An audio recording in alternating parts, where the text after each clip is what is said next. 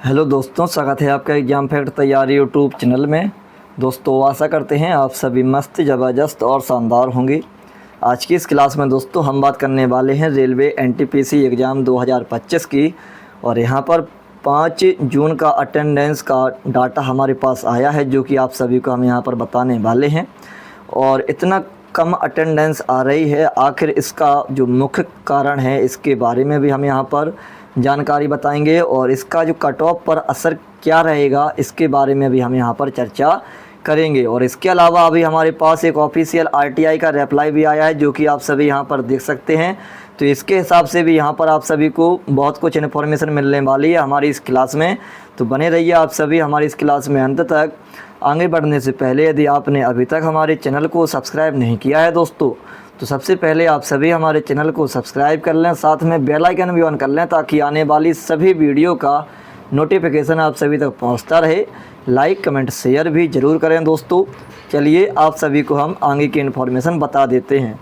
तो देखिए, सबसे पहले तो ये जो डाटा हमारे पास आया है दोस्तों, यह डाटा है पहले दिन का, ठीक है। और इसके बाद मैं आपको बता दूं कि पहले दिन के बाद दोस्तों मैं शादी में गया हुआ था, इस वजह से आप सभी तक ये अपडेट थोड़ी लेट हो गई है। लेकिन जैसे ही हमारे पास ऑफिशियल आरटीआई का रिप्लाई आया, तो मैंने सोचा कि चलो अब इस पर भी चर्चा हो जाए और थोड़ा आप सभी को ऑफिशियल डाटा भी हम बता देंगे।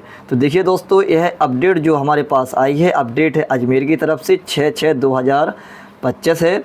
और इसके बाद एनटीपीसी जो भर्ती यहाँ पर चल रही है, इसमें कुल उपस्थिति कितनी रही है, तो 49.49% यहाँ पर उपस्थिति रही है।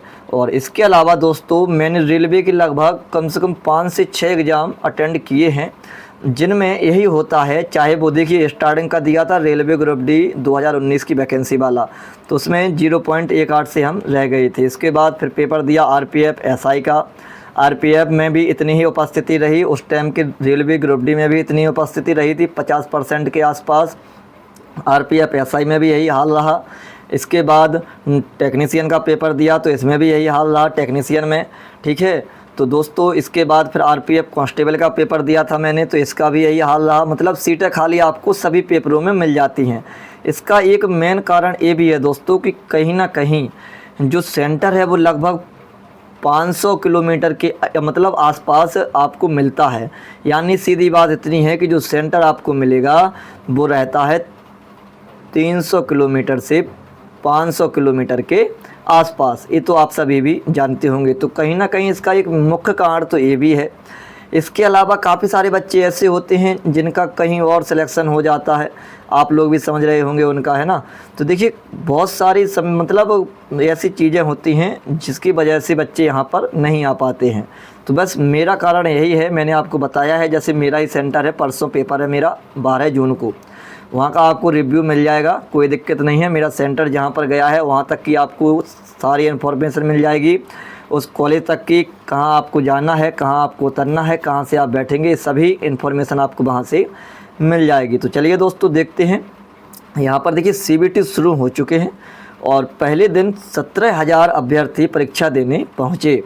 इसके बाद यहाँ पर आप सभी देख सकते हैं, तो अजमेर की तरफ से है कि गीगल स्थित केंद्र से परीक्षा देकर बाहर आते अभ्यर्थी, तो यहाँ पर आप सभी देख सकते हैं। इसके बाद अब यहाँ पर देखिए, रेलवे में गैर तकनीकी लोकप्रिय कोटियाँ एनटीपीसी स्नातक पदों के लिए आरआरबी द्वारा कंप्यूटर बेस्ड परीक्षा सीबीटी का प्रथम आयोजन गुरुवार से शुरू हो गया है। 16 दिन चलने वाली इस परीक्षा के पहले दिन बुलाए 35,000 अभ्यर्थियों में से 17,000 अभ्यर्थी परीक्षा देने पहुँचे। यह परीक्षा राजस्थान व हरियाणा के विभिन्न शहरों में ली जा रही है। आरआरबी अजमेर द्वारा इस परीक्षा का आयोजन अजमेर के अलावा जयपुर, जोधपुर, बीकानेर, उदयपुर, सीकर, कोटा और हनुमानगढ़ के अलावा हिसार में कराया जा और इसके बाद रहा है। अजमेर में गीगल स्थित एक परीक्षा केंद्र पर सीबीटी का आयोजन हुआ। आरआरबी की रिपोर्ट के अनुसार पहले दिन 3 पारियों में कुल 35,065 अभ्यर्थियों को कॉल किया गया था। इसके अलावा इनमें से परीक्षा देने केवल 17,014 अभ्यर्थी पहुँचे, यानी 49.49% उपस्थिति दर्ज की गई। आधार ऑथेंटिकेशन 98.04% रहा। 1.5 घंटे के पेपर में अभ्यर्थियों से 40 प्रश्न सामान्य जागरूकता और 30 प्रश्न गणित और 30 प्रश्न ही सामान्य बुद्धि और तर्क शक्ति के पूछे गए। सुबह 7 बजे से शाम को 6 बजे तक 3 पारियों में परीक्षा ली गई और प्रदेश के विभिन्न जिलों से अभ्यर्थी परीक्षा देने पहुंचे। अब हम बात करते हैं ऑफिशियल ITI की। तो यहाँ पर आप देख सकते हैं, आपको पता होगा कि 8113 टोटल वैकेंसी है जहाँ पर ग्रेजुएट कैटेगरी में, ठीक है, और CEN नंबर 05/2024 इसका नंबर है। तो यहाँ पर देख सकते हैं कि 6,70,000 तो यहाँ पर टोटल वैकेंसी हैं। इसके बाद जैसे 8,000 यहाँ पर हम वैकेंसी मान लेते हैं, तो यहाँ पर 30 से 30 तो जाएगा 8 का 8 बार 3 आएगा और 8 3 24, यानी लगभग 85 से 90 के आसपास ओवरऑल कंपटीशन यहाँ पर देखने को मिलने वाला है। अब इसके अलावा हम बात करते हैं, ये तो बात तब की हो गई जब हमारे यहाँ पर अटेंडेंस पूरी 100% लगती, ठीक है, लेकिन हुआ कुछ उल्टा है, यानी 50% यहाँ पर उपस्थिति हमें दर्ज हुई है। तो इसका मतलब ये है कि 6,70,000 में से 3,35,000, ठीक है, के आसपास यहाँ पर हमारे जो मतलब अटेंडेंस हो रही है वो इतनी रहेगी। इसके अलावा इसमें हम 8,000 से जब हम भाग देंगे तो 8 का पूरा भाग जाएगा और 8 से सीधा यहाँ पर जाएगा, तो 8 चौके 32 और 1 रहेगा, तो 8 दूनी 16 है। लगभग 42 और 45 के आसपास ओवरऑल कंपटीशन यहाँ पर बचने वाला है एक सीट पर। आप लोगों को हमने ये बता दिया है। इसके अलावा हम और बता दें तो अभी इसमें से भी अब छटनी होगी। देखिए 3,35,000 है ना, अब इसमें से भी छटनी होगी दोस्तों। क्या छटनी होगी, जैसे काफ़ी सारे बच्चे हैं जो केवल पेपर देने जाते हैं, यहाँ पर काफ़ी सारे बच्चों की तैयारियाँ नहीं हो पाती हैं, या फिर कुछ बच्चे वहाँ पर पहुँच भी जाते हैं, उसके आसपास रहते हैं। तो देखिए सभी प्रकार की बातें यहाँ पर देखने को मिलती हैं।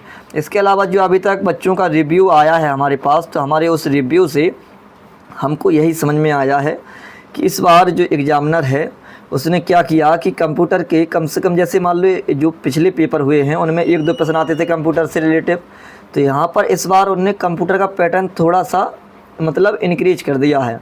पिछली बार आए थे 1-2 प्रश्न, तो ये इस बार आए हैं 4 से 5 प्रश्न, ठीक है। इस प्रकार से यहाँ का माहौल देखने को मिला है दोस्तों। इसके अलावा करंट अफेयर का तो सभी को पता ही रहता है कि भाई वो तो कम से कम 7 से 8 प्रश्न तो आते ही आते हैं, नॉर्मल है इतना। तो इसके अलावा और भी GK GS है तो उन सभी से प्रश्न आते हैं।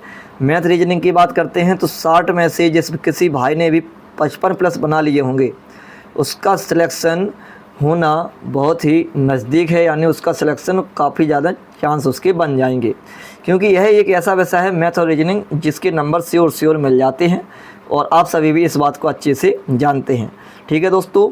तो देखिए बस यही सारी बातें हैं। इसके अलावा मेरा एग्ज़ाम है 12 जून को, सेकंड शिफ्ट है और सेंटर गया है कोटा। कोई हो झांसी ज़िले से तो मुझे भाई कमेंट कर देना, मैं भी आप सभी के साथ में चलूँगा, ठीक है। तो चलिए दोस्तों, बस जो इन्फॉर्मेशन मेरे पास आई थी वो मैंने आप सभी को बता दी है। आशा करेंगे आपको हमारी यह जानकारी बहुत ही अच्छी लगी होगी। इसी के साथ हम अपनी क्लास को विश्राम करते हैं। जय हिंद, जय भारत दोस्तों।